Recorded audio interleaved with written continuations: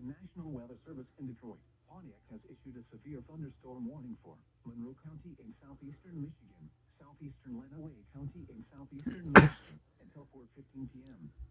At 3:13 p.m., a severe thunderstorm was located over Sylvania, Oregon, 8 miles northwest of Toledo, moving northeast at 40 miles per hour. Hazard, 60 miles per hour wind gusts. Source, radar indicated. Impact, expect damage to roofs, siding, and trees. This severe thunderstorm will be near Temperance and Lambertville around 3:20 p.m. Ida and Luna Pier around 3:25 p.m. Monroe around 3:35 p.m.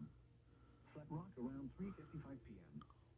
Other locations impacted by the severe thunderstorm include Newport, Astral Beach, Toledo Beach, Erie, South Rockwood, Woodland Beach, Stony Point, Bowles Harbor, Sumaia, and Azalea. Repeating, a severe thunderstorm warning has been issued until 4:15 p.m. for the following